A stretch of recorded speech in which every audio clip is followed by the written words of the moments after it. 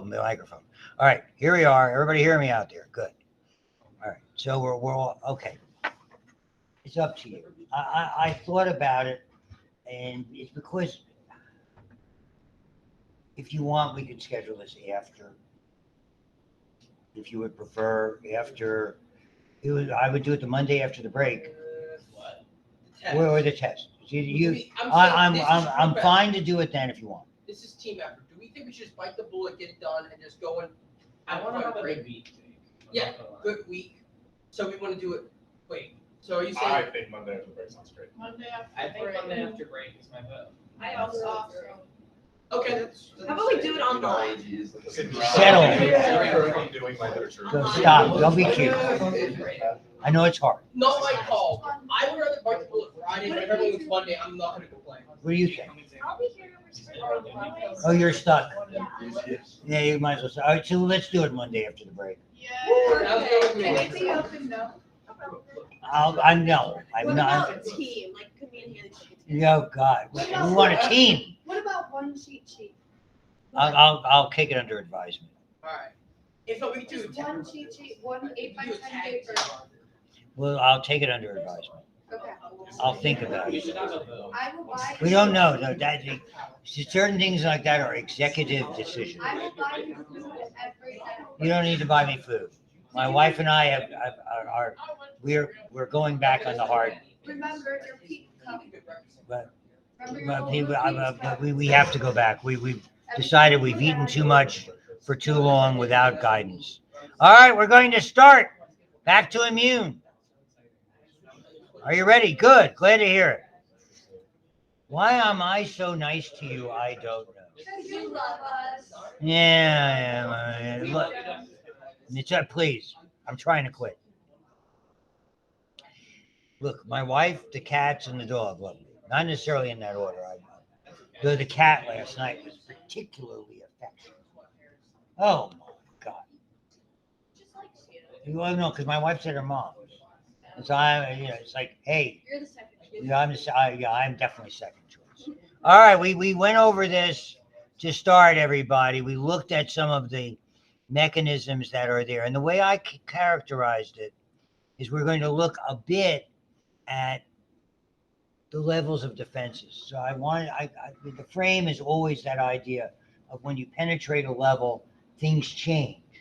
And we need to look at exactly what's all involved with them. Because as you can see, they release and recognize a lot of the same molecules. They have the innate defenses have certain pathways. They release certain proteins that alert cells. So it's an intertwined system with each alerting the other and in many ways reinforcing the other.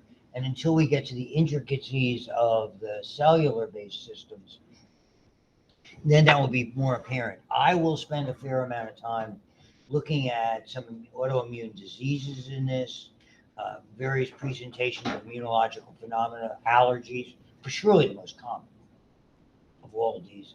And again, since I have an autoimmune-based arthritis, thankfully relatively easy to control, it's all of that I think plays an interesting role.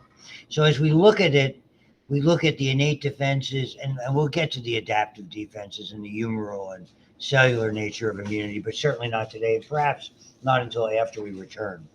But the skin and mucous membranes are the major surface barriers, along with other chemical bases that are upon them.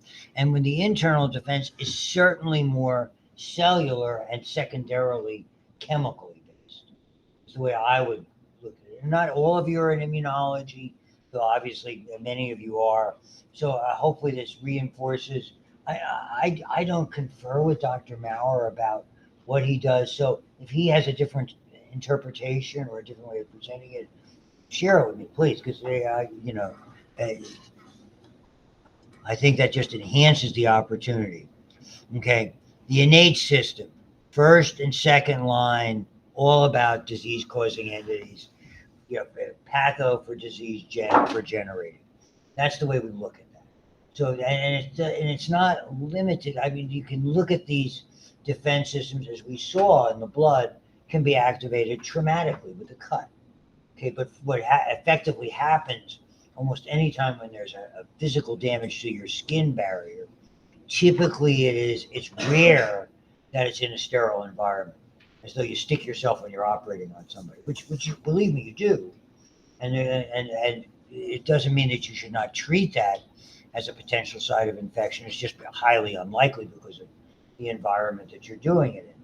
But then all bets are off if you're dealing with a patient who's compromised, and maybe you're operating on a patient with AIDS, which you probably shouldn't be, or a hepatitis C patient, which might be. Okay, so skin and mucous membranes. They're interesting because it's a triple layer. It's just what you saw when we talked about the skin as a barrier way back for most of you in anatomy early on. You're dealing with a chemical, biological, and physical barrier. So it's multifaceted. Exactly how you define the constituents of the barrier, again, may be subject to interpretation. So the physical nature by far and away, and it is your major barrier. Make no mistake about it. Your major barrier to disease, our skin comes into contact with more than anything. I say it time and time and again, particularly in my micro classes.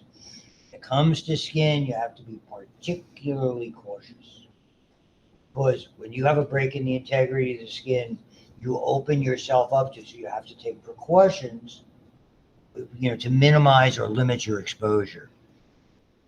Okay, keratin, the basic protein, because really it's a layer of this proteinaceous keratin with the membranous aspect leading to a fatty boundary that breaks down, and eventually those fats become basically fatty acids, and you have developed what's called an acid mantle. The perspiration produces salts and sodium chloride, so you have a chemical-based mantle as well that's part of it. But the keratin is relatively resistant to most moderate changes in pH, to bacterial enzymes, to toxins, okay? And we get similar nature, though not nearly as effective, at the moist linings, and the way that it's described in this text are mucosal linings. So we call them mucous membrane or mucosa or mucosal linings. The terms go around a lot. But the transition, and all you have to do is touch your face and go to your lips, that's a mucus. We went from skin, well, be it delicate on your face, to mucus tissue, and inside your mouth is mucus, and many other areas. Any of the openings as they become more internal, we make the switch. Yes, sir. So like, I know like in the MMA, like UFC, they do like the Vaseline or whatever, so their eyes don't cut open and everything. Right. But other skin cut open like that through like contact, or is it just like the face is a lot more softer, so that's why it's more prone to like splitting? I think it's because the skin is not. There's a certain inherent delicate area. There's certain areas of skin that, and we recognize that in how long you put stitches in. Okay. So in an eyelid, okay, about 3 days. And facially, maybe 3 to 5 days. When you get to plantar and palmar surfaces, you're looking 2 to 3 weeks. But lower extremity 10 to 14 days, upper extremity 7 to 10 days. So it gets an idea of the degree of keratinization and how the thickness. When the areas where it is weakest and really resembles mucosa, facially and external genitalia. Those are the areas. That's why we see a lot of problems vis-a-vis infection when there's compromise of the external genitalia, like with venereal warts, HPV, herpetic lesions, herpes type 2, because they bust your barrier and it predisposes you to a greater likelihood of transmission of really bad guys, worse guys than that, if you want. Not that any of them are good, but they're worse in that regard. So that's the mechanical nature, certainly the keratin, and the way I think, in answer to your question, the way to frame it is the thickness of that particular, the amount of keratinization and structural integrity that's there. So I mean, you see it all the time. I mean, facially, how easy is to split something on the face? I'm a soccer devotee. I mean, their heads come together, boom. Somebody's bleeding. It happened yesterday's game. So, acidity of the skin, the acid mantle, mostly that comes from breakdown, whether bacterially induced or other induced, of the membrane the membranous portion of the skin, and it breaks down. Remember, the membrane components are long chain fatty acids. As they break down, it exposes the acidic portion of it. We always used to call in chemistry the acidic moiety. Remember that word? God, I know. Enzymes, lysozyme, which immediately breaks apart peptidoglycan, mucus, which inherently is sticky and traps stuff, lacrimal fluids, again, have a variety of chemical agents that are part of it that break down microorganisms, and not just enzymes in the stomach, the big player in the stomach, acidity, acidity, acidity. I did this lecture today on transmission of something called infecting dose. And maybe you covered it in micro, maybe you did. One of the measures of virulence for microbes is their ID50, the infectious dose to make half the population, say the 50th percentile, sick. So for salmonella, it's about 1 million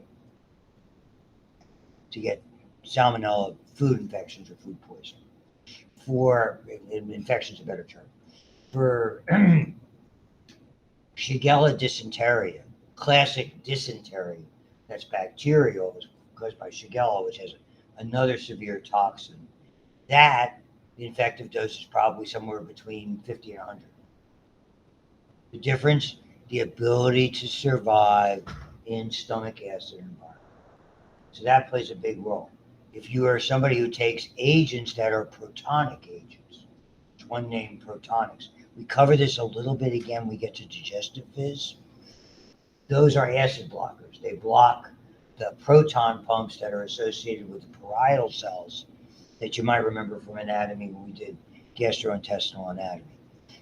You can get those over the counter. Famously, one that came out as prescription in around 1990 called Prilosec. And now you can get that, and it's next generation Nexium and all of those things. They're omeprazoles, the chemical category. So they block those pumps. If you ingest a lot of those, you could, if you accidentally or intentionally ingest, well, you would, I don't know, 1 million salmonella organisms, you could end up in intensive care, like me. Because I was eating Prilosec, like the usual dose is 1 a day. I was eating 10. I was always of the school, if one's good, 10 are better. And I just didn't have any acid production. That was really the underlying reason that nearly killed me from an over-the-counter at that time, it was prescription medicine. Okay. So just moving on, mucin, sticky. Where do we see it? Digestive and respiratory. Remember those simple columnar? Goes back to basic anatomy. Simple columnar cells make mucus. The mucus has a variety of roles. Sometimes it's protective, and sometimes it's chemically based, and sometimes it's entrapped and moved along. The defensins are the sort of generic, what you see in lacrimal fluid. The other chemicals, bats and sebum in sweat, dermacidin in sweat. So sebum from sebaceous glands, where there's hair, dermacidin or dermacidin in sweat are toxic to certain bacteria. Here's the mucociliary escalator. All those wonderfuls, you'll hear this name 63,000 times coming up when we do respiratory, which is next on our happy agenda. And no, it's not. I got to do blood pressure, but I'll do that for later. Next is respiratory. You remember them well. Pseudostratified, ciliated, columnar epithelia. Okay. So upper respiratory tract, sweep dust, mucus toward the mouth, and we either expel it or swallow it. That's what basically you do. Surface barriers breached, trigger internal. Once it gets past the first barrier, there's a hole in the fence, or you make a hole in the fence. Now you have to deal with whatever's inside of the fence. So we have a lot of cells that are very, very aggressive. Okay, and that's where they come into play. So a nice laundry list of all of the things that we see, whether it's the acidic pH of urine, whether the constituents of tears with lysozyme, okay, whether it's saliva, whether it's the acidity that we find in certain areas, particularly due to lactobacillus, female repro. You might remember the role of that plays there. We'll get into that once again when we do reproductive fizz. Gastric juices, I was just telling you about, the cilia, the nasal hairs, which are mechanically their guard hairs. Why we don't worry usually about inhaling endospores. Okay, unless when they biologically, you might remember the word born. Historically, you might remember where somebody got quote unquote, letter bombs that were filled with anthrax. It came shortly after 9/11. We thought it turned out to be domestic terrorism. As It was the opposed dude who was the expert at it. Yeah. Right. I learned about that in high school. Okay, and what happened was what they do is you can weaponize a naturally occurring endospore because you reduce the size of the coat and make it small. Normally your guard hair is protected. That's what weaponizing that particular entity is. And anthrax is nasty. When you inhale it, pneumonic-based anthrax is nasty because you can spread it respiratorily. Most of the time people got anthrax in the days before it was called wool sorter's disease. And what they did was they were shearing sheep without any protection, and they would either inhale, but mostly get in little nicks and cuts, cutaneous anthrax. Just say. So it's a nice little table about it. In the innate system, we have most of the white blood cells, phagocytic. The lymphocyte that we see there, which is really sort of a variation of let's say, an unspecialized or a non-specialized T cell, is called the natural killer or NK cell. That really provides the lymphocytic type of activity, where most of the other white blood cells, the EOs, the basos, the neutrophils that we talked about, and we're going to look at today, so it marries nicely what we're going to do in lab, are the phagocytic cells.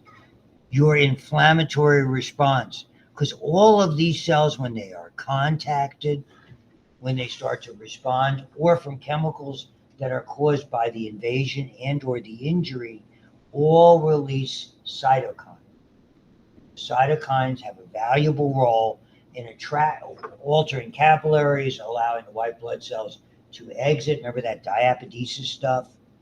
They marginate, they come to the sides of the blood vessel. They diapedese because they adhere to the blood vessel as they alter integrin proteins that latch onto them. The chemical basis opens little clefts, and it really alters the shape ability or the shaping ability. So they become almost like shape shifters that they can sort of squeeze through those little tight openings, like you and I in a parking spot that's just a little too narrow. That kind of a thing. Antimicrobial proteins, we'll talk a little bit about interferons and complement. And the response that it generates, fever. And what fever does in a controlled sense is it elevates, what does temperature do? Active kinetic energy. It elevates and accelerates functions. So to a certain extent, fever is, when someone should have a fever and doesn't have a fever, we worry. When someone has a fever and it doesn't go away appropriately, we worry. So there's a certain degree of fever. And it's a constant sign of changes. So for years, what they did, if you remember, you watch an old movie, where was the patient's chart for vital signs? Now it's electronic. Everything is done. They had a chart at the end of the bed, a clipboard. And when you took the patient's temperature or pulse or blood pressure, you did their vitals, you put a dot at where the level was. And then every time you had a couple of dots, you connected them. And on temperature, you looked for a sudden upgrade. It could be just a fraction of a degree. It's called a spike. And so when you hear about Mrs. X spiked the temp, that's what they judged about. We still use the terminology. But even when I was in the hospital, we still had those charts were readily available. They were typically like in a little pocket outside the door, on the door.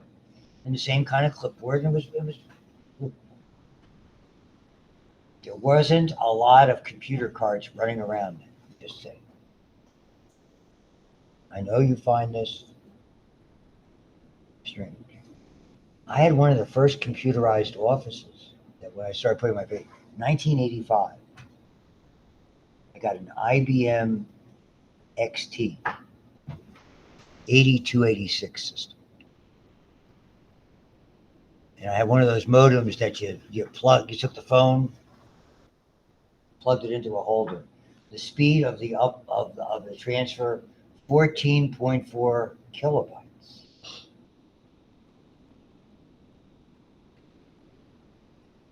You hear the ding, ding, ding, connect. You should have been there. So pattern recognition receptors, okay, bind tightly to structures on microbes, disarming them. So there's a certain amount of pre-encoding. We talked about the idea of antibodies, but genetically, okay, it's like type A, you're making antibodies to B. There's a certain amount of programming that goes on that has come to you over time that allows you to recognize, and plus the continuous sampling that we do of the environment. So they call them toll-like receptors. Okay, we have 11 different toll-like receptors. Each recognize a particular class of attaching microbes. You probably did this in immunology, right? Yeah, thank you.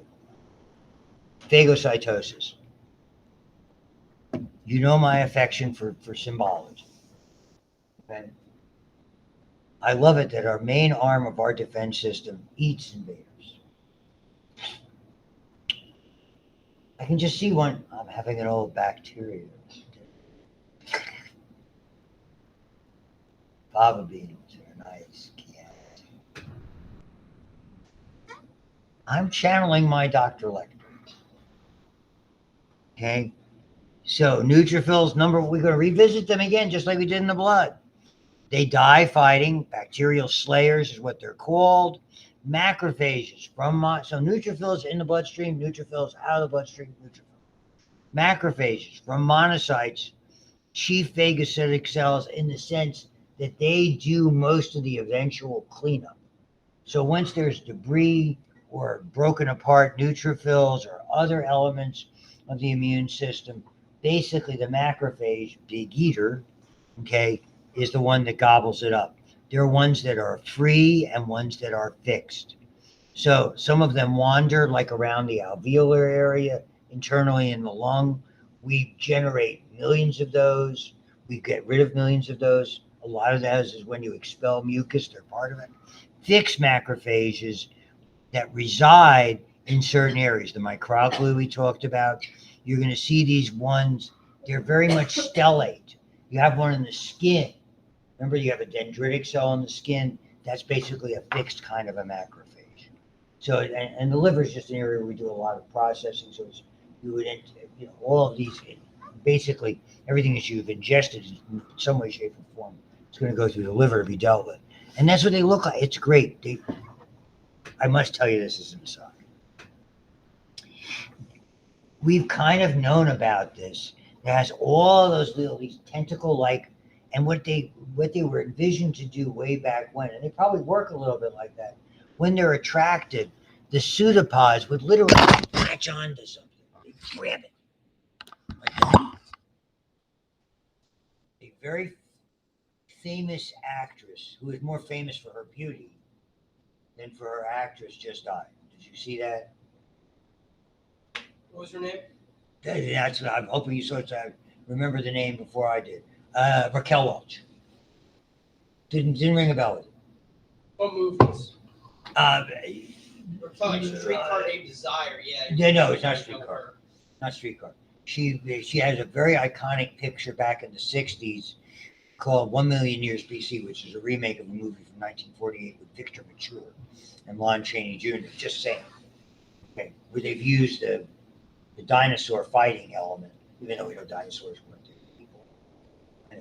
Raquel Welch, and this is what the movie is from. It was a movie that won an Academy Award for special effects called Fantastic Voyage, where they imagined miniaturizing people, injecting them in like a miniature submarine to destroy a blood clot that had developed in somebody. It was a really good movie. It's a really good movie. And so she played in that movie as one of the scientists, or was part of that. And it was like, even though she was well known for her, you got to see this. Oh my God. The lady's not going to be offended. She never posed without her clothes. Never in her she died, she's 82. She still looked great.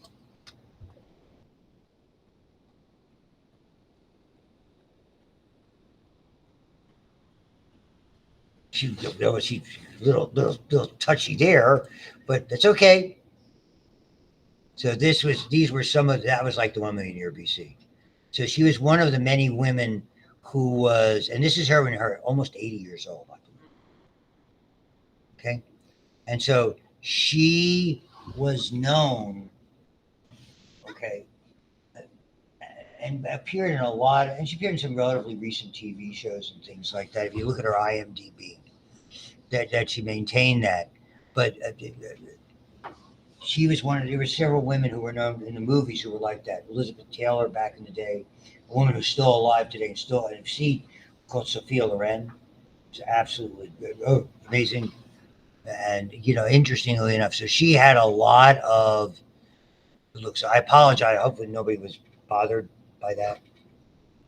I just want to make sure. I mean, today you got to be somebody get upset about that. So I'm surprised. Whenever I see that illustration, it reminds me of that. That was it was a really where we actually saw when they got into a certain area in their submarine, they were trying to bust a blood clot with like a laser. Here, these miniature people. All of a sudden, they said, "Watch out!" because the white blood cells were coming, and they started latching onto it. It was very graphic, and it was a very interesting. The guy who played the bad guy in Ben-Hur was a good guy. Stephen Boyd, who's a very good actor. For you Ben-Hur fans, loved him, hated her. No Ben-Hur fans. That's real. Ramming speed. Oh, That's the guy who's on Mars, right? yeah, he's on Mars too. Charlton Heston, the late Charlton Heston. Okay, so phagocytosis. If phagocyte recognizes and adheres to the carbohydrate markers. Okay, capsules can hide that. In micro, you might have talked about how encapsulation of certain microbes is probably about tuberculosis would be a perfect example. Helping them evade phagocytosis. Opsonization. Did you cover opsonization in immune? You guys, you did.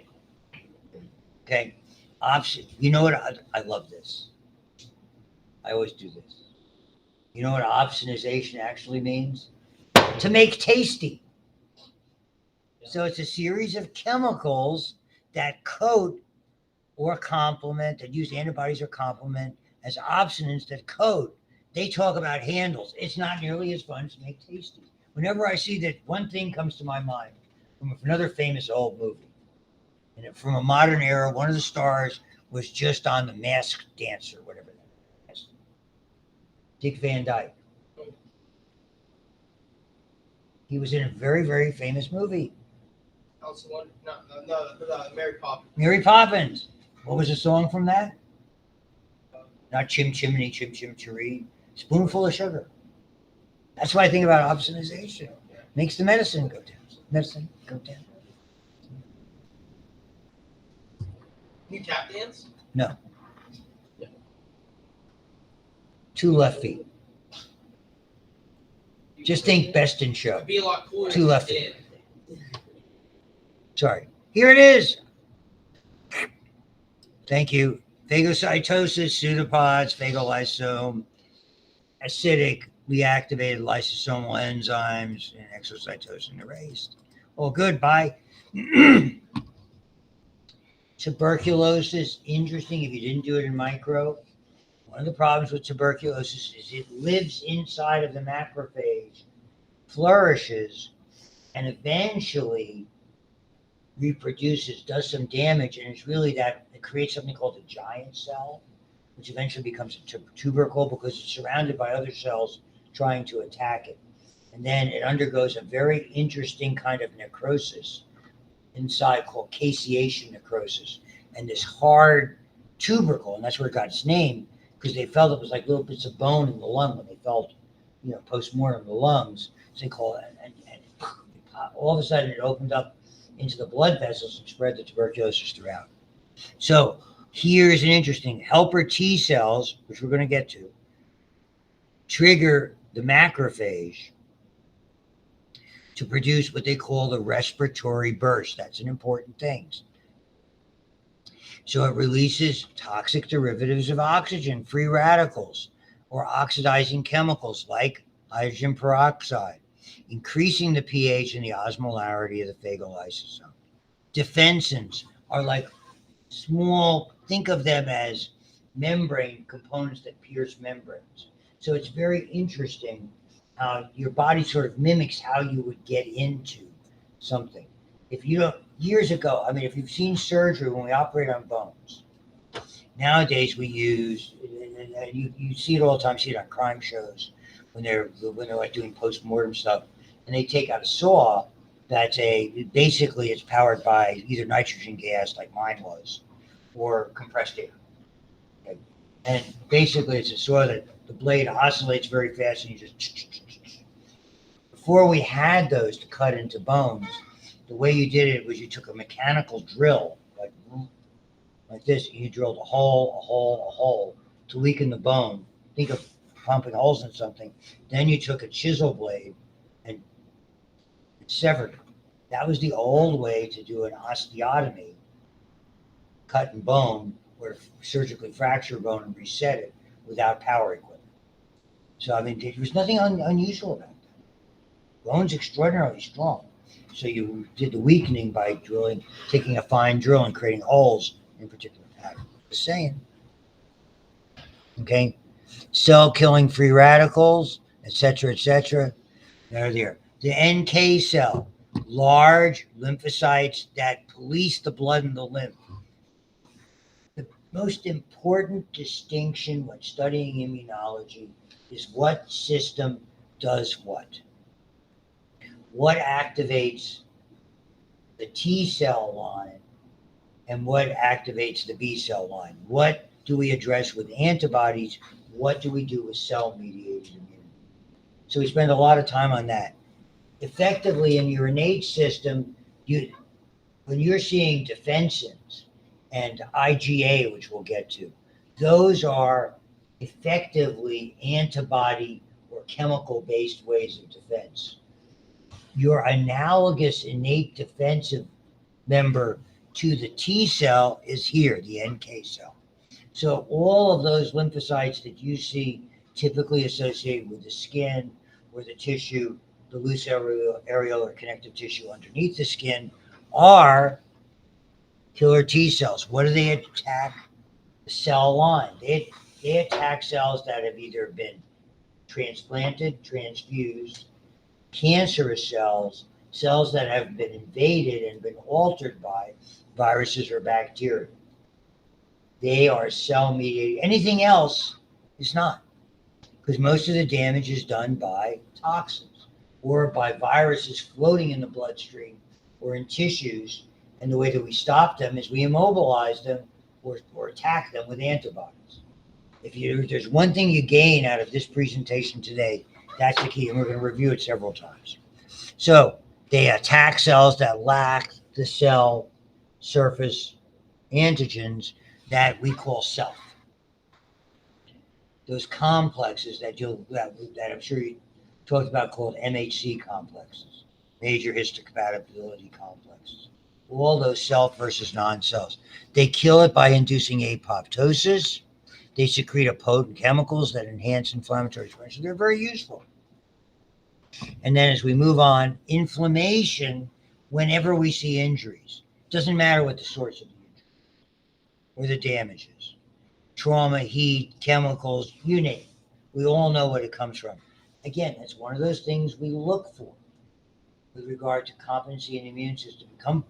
Go in the emergency room, somebody comes in with a sprained ankle. You're going to see, if you see him 2 days after, if it's not swollen a lot, you're like, wait a minute. Doesn't make any sense. When someone doesn't respond as you anticipate them to respond, then in the back of your mind, their blood doesn't clot the way they're supposed to. Is there a clotting problem? Is it a side effect of a medication? That's how, and I mean, I say it as if I'm speaking to the MCAT students from a pre-med sense, but it's every day. If somebody in your orbit And it isn't, look, you know right away if somebody's, you see it with an elderly person, all of a sudden they're forgetting things, walking into things, not taking care of themselves. In the back of your mind, you're going, something's messed up. All that stuff. I told the MCAT class, I have to tell you. Unfortunately, they want me to stick around for 3 more years. Do you know how old I'll be when that 3 years is up? 75. I'm supposed to be retired. I tell my daughter, she goes, "Oh, that's great, Dad. When you're done with that, you can go to Florida and retire."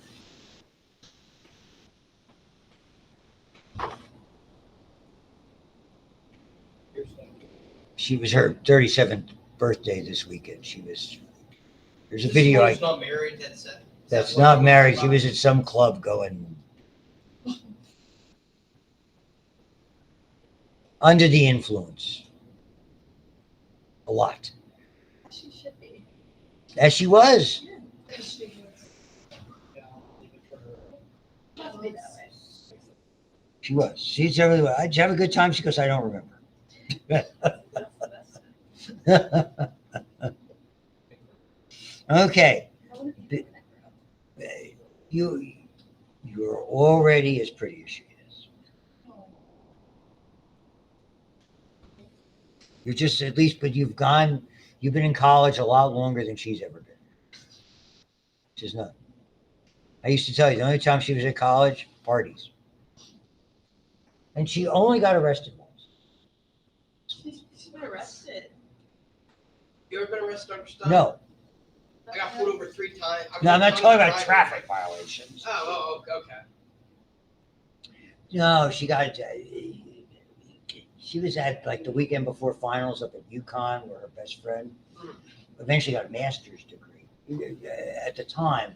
And we still kind of loosely stay in contact with she's out in California. And I mean, she got really wild in some frat house. She got into a thing, something. She had to do like it was dismissed, but she had to do a day, a misdemeanor type thing, their community service day or something. Same thing was kind of like on the south side when she couldn't find a bathroom. You gotta go, you gotta go. Just saying. That's the antidiuretic hormone inhibition of alcohol. I'm sorry, it's true. So the signs. So in the old days, we did these in Latin. Okay, rubor, calor, tumor, and dolor. Those are the classic signs. Redness, heat, swelling, and pain. Stiffness is not, impairment function is not. If there's another sign, drainage, particularly purulent drainage, along with those 4 is a sign of infection. Purulent means pus drainage. So you just have to know, and it's all related to inflammation. Okay, all of these things are directly, you can look at the chemical basis that occurs, and that's what they do here. So what happens? Inflammatory chemicals are released. What happens at the blood vessel? It widens and increases its permeability, which means the white blood cells and the other chemical factors can go out of it, and it mobilizes the phagocytes that come there. So chemicals released into the extracellular fluid from the injured tissues. Okay, classically histamine. Histamine is a big player. That's why it's such a problem with allergies, particularly in the respiratory, vis-a-vis asthma and anaphylactic shock, which we get to in this unit. So the histamine is the major granule in mast cells. The mast cells come from those basophils that you'll try to find today in the laboratory. Those granule, they have histamine mostly. Sometimes they have heparin, which doesn't allow the blood to clot, and other chemicals that are there. Their principal action is that's why the big problem with anaphylactic shock. There's so much histamine that's released. It dilates the blood vessel, lowers the blood pressure. That's what shock is. Insufficient blood pressure to get, to keep vital organs running. Other inflammatory mediators that are part of it, kinins, move things around, prostaglandins, local chemicals that we'll look at, cytokines, and if pathogens are involved, complement. because it's part of the process of the activation. All cause vasodilation, all make capillaries leaky, many attract phagocytic cells. Nice summary of it. So just take a look at it. And we'll get into these a little bit more so. What does that do? When it vasodilates into permeability, the term used is hyperemia, increased blood supply. Okay, which leads to when there's more blood in the area and more blood leaving and the increase in circulation, redness and heat. The first sign we very often look for are those two. How do you palpate for that? With the back of your hand. It's too hard to discern with this, like taking a pulse. You don't want to use your thumb if thumb has a pulse. Okay, so you use the back of your hand for that kind of a thing to test for it, to see if it's relatively warm. When people do this, it's not nearly as accurate. You know, moms do it all the time, and they're feeling for lymph nodes, swollen glands, but that's the way it is. The capillary permeability leads to fluid escaping and exudate. It exudes or goes out. Clotting factors, antibodies, etc. Localized swelling. So the next part is the edema. So first, in order for those things to come out, for the exudate to occur, you have to have hyperemia with redness and heat. Then you have to have swelling. As the swelling and those factors and chemicals impinge, trigger nerve endings, we get pain. That's sort of a laundry list of what happens in what order. So if you want to think of it, it's probably redness and heat are about the same, then swelling, then pain.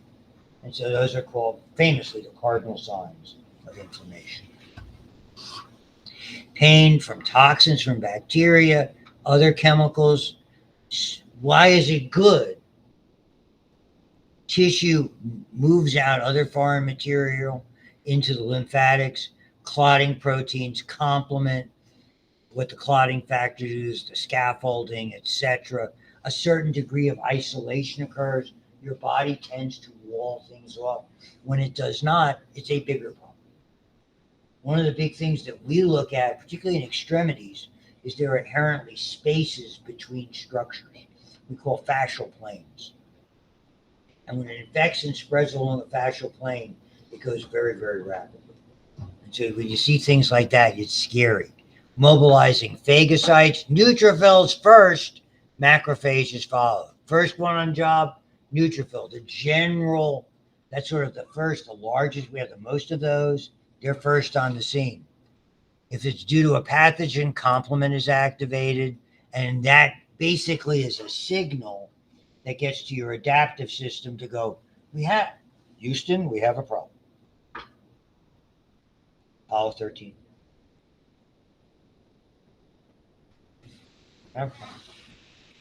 So what happens?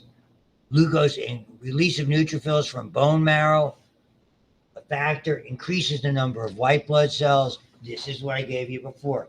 They marginate. The endothelial cells of the capillaries, integrins are triggered by the external chemicals. They cause them, these adhesion molecules, to protrude, latch onto white blood cells, neutrophils first. There's the most of them. They're slow. They're at the margins anyway. Okay. Then they diapodese. They flatten and get through the little clefts. And they're attracted positively toward the injury. The monocytes arrive later, 12 hours after they're transformed into macrophages. So they're the cleanup crew that's coming. Spill on aisle 63.